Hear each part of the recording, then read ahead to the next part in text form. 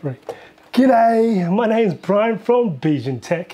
We're going to look at this QGeeM Thunderbolt 4 Mini Dock. It's a little tiny little dock that's able to produce power to charge your computer and also connect your peripherals like these two monitors. Now it does support up to 4K 60Hz for dual and also 8K as well. I don't have 8K to test on, but what I will do is we're going to test dual on Windows computer as well as a MacBook Pro. We'll also look at the operating temperature of this dock and look at the ports as well. So come on with our journey. So let's have a look at the ports. Start off the front, we've got a power button, and then on the right hand side, we've got a USB Type-C. This is a Thunderbolt 4, and this is the upstream port as well. So this is where you connect the dock to the computer. And looking on the left hand side, we've got a USB Type-A port. This is USB 3.1 Gen 2, as you can see, signaled by the blue. And we'll look at the back. We've got the where you plug in the AC power, and then we've also got 3 Thunderbolt 4 USB Type-C ports on the back. And that's about it. Now, as for the build quality of this, it's pretty much what I would say, plastic all around. I do have to say that the edges on the corners on each 4 corners is a bit sharp. You can see it does have quite a bit of an edge to it. It'd be nice if they rounded off a little bit more, just like the Thunderbolt 4 Max, which I've talked about. It'd be nice if they can just round it off edges, mate, especially probably on the corners right up here. They're quite sharp on there. So if you're reaching things on there, you can feel it a little bit there for sure. The Thunderbolt 4 Mini Dock includes about a 71 centimeter USB Type-C Thunderbolt 4 cable. It's good to see they've actually included this cable. It's pretty decent quality here, and I like the fact you unplug it and you can actually replace this cable, because after, if you, like myself, do a lot of daily use, after plug in and plug out, there's a lot of times where this side of the cable becomes either damaged, and it's nice you can actually replace this cable alone. So the size of the Thunderbolt 4 Mini Dock is actually quite small. I'm just going to put this about the size of my hand. That's the size of the Thunderbolt 4 Mini Dock. Now I also have the Thunderbolt 4 Max dock as well here, so you can give a bit of comparison size. And you can see it's about 2/3 in size of the Max dock. Now also, if you would just put it onto the sides here, you can see it's about sort of still a little bit thinner than the Max dock, probably by about 8/10 of it. But overall, it's very light, I've got to admit, for this dock. I also tested out the data transfer speed of a Thunderbolt 3 external hard drive connecting directly to the laptop, and also having that Thunderbolt 3 hard drive connected through the Thunderbolt 4 Mini Dock. There seems to be maybe a 1 gig data transfer limitation on the Thunderbolt 4 Mini Dock, but it seems to be okay. Now, it doesn't really matter if I had the dock running dual 4K monitors or not for data transfers. The operating temperature of the Mini Dock is about 34 degrees Celsius, and that's with it driving 2 4K monitors. And when you start doing large data transfers, you start to see that the dock will have a maximum of 35 degrees Celsius. So this dock runs pretty good in terms of temperatures, as it hasn't really risen that much, and I don't really hear any fans at all. I think this might be passively cool. So this dock to me is silent. We're going to test and demonstrate the connection of the QGeeM Thunderbolt 4 Mini Dock with a Windows laptop and also a MacBook Pro. Behind me, I've got 2 27 4K inch monitors. The one behind me, which is on the left, is a USB Type-C monitor, which is connected directly to the Thunderbolt 4 Mini Dock. And then the one on the right is a traditional old display port or HDMI port connected via the display port to a adapter, because I don't have 2 USB Type-C monitors, and that adapter is a Dell DA310 adapter, and then the DA310 is connected to the Thunderbolt 4 Mini Dock so we can get 2 USB Type-C monitors connected to this dock for testing. This Windows laptop have only got integrated onboard graphics, so it does not have a discrete graphics. Unfortunately, it's the only laptop I've got here in the studio at the moment that I can use to test this one. It's a setup here. So first off, without ado, we've got the power turned on the Thunderbolt 4 Mini Dock. You can tell it's on green, which is good, and I have a wireless USB Type A keyboard and mouse setup connected to this dock as well. So let's now connect this computer up by the Thunderbolt 4 Mini Dock. Now this computer does require 90 watts of power because it does run off a H series processor, Intel Core processor. So I can see it's saying slow charge. Now this dock can only produce up to 60 watts of power, so it is able to still charge, but just on slow charge. Now if you're running on a laptop that only requires 60 watts of power, that would be absolutely fine. So it still works okay, and I can see it's already in extended display mode here for me, which I had set up previously. And just to show you that, I've got it to left and right and down here as well.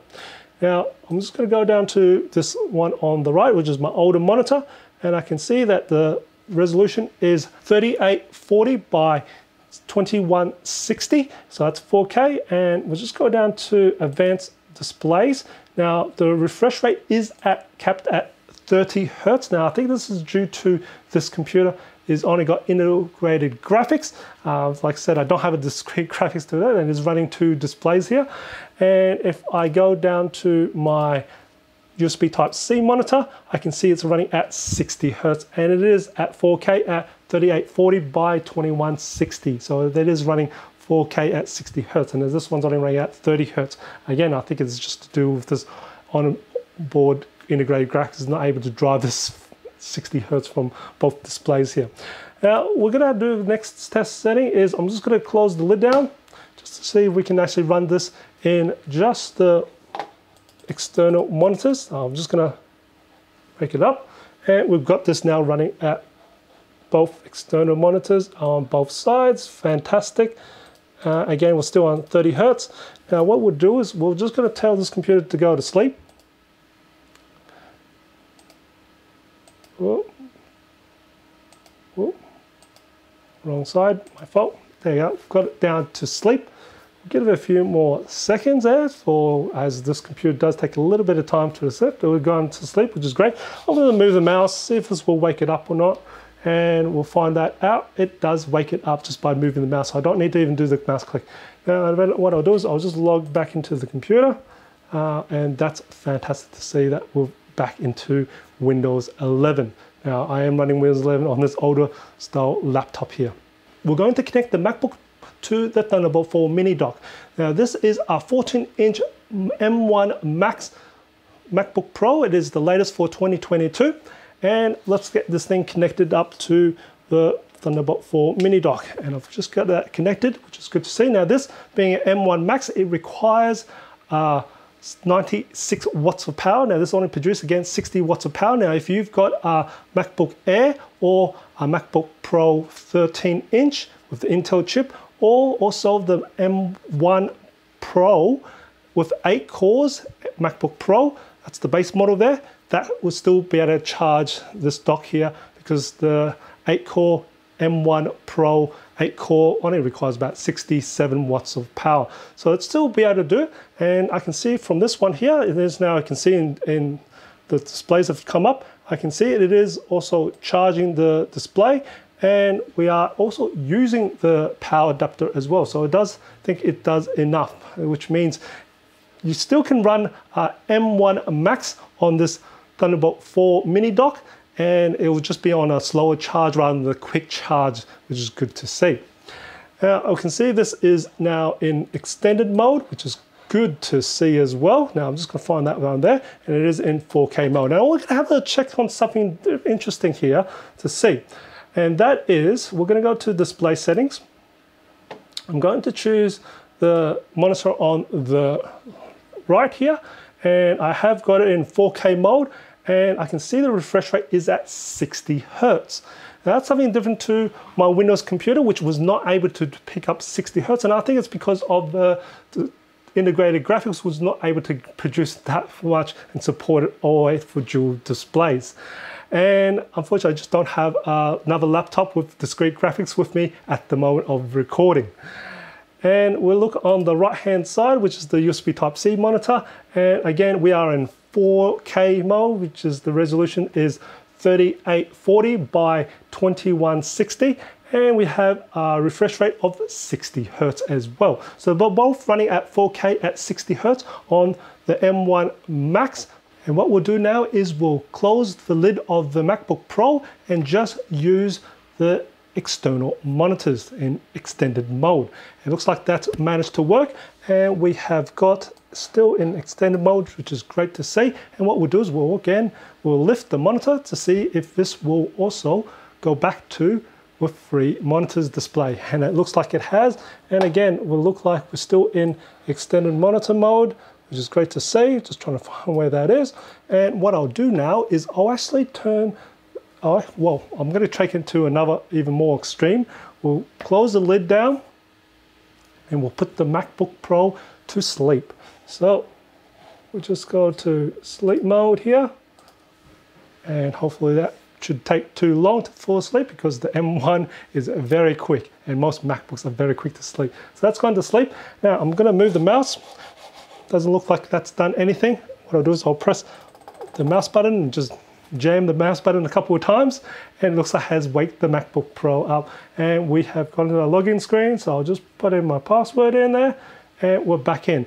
Now you probably see something that's gone a little bit weird, and this is something I've counted a few times, and I don't think this is a problem from the QGeeM Thunderbolt 4 Mini Dock. I think this is more to do with the Mac OS, and I am using the latest version on Montgomery 12.3.1, and that is once it goes from sleep and waking up from a Thunderbolt dock. Now this is not just Thunderbolt Mini Dock, this is just Thunderbolt docks altogether, is that it looks like it sometimes looks to fix up some of the arrangement, or as well as some of the scaling of it. So it's actually changed the scaling on one of my monitors to a lot more larger. It's not gone to 4K. It's just something like that. Again, this is, pretty sure it's not to do with the QGeeM Thunderbolt 4 Mini Dock. It's more to do with the Mac OS, and hoping Apple will hopefully provide an update for that to fix the displays when it's waking up from sleep. It retails for $150 USD, and you can get this off directly from their website or an Amazon link. Overall, the QGeeM Thunderbolt 4 Mini Dock is capable of outputting to 2 4K monitors at 60 Hertz, which is great to see that it achieves what it advertised, and does support both Windows and MacBook computers. And its operating temperature is pretty good, and even on load it doesn't really increase that much at all, and it runs practically silent. And it also has decent data transfer. At $150, this is half the price of a Thunderbolt 4 Max dock from QGeeM. This is a great price dock for those who have USB Type-C monitors. Hope you find this video informative, or if you enjoyed it, even to share it around to help support my channel, smash that like button for me. If you haven't done already, subscribe to my channel by hitting that subscribe button on the screen. I do try to upload a new video every week, and if you want to support me further, I do have membership in the channel by hitting that join button as well, right next to the subscribe button. And as always, imperfections in life makes it beautiful and interesting, and I'll catch you in the next video.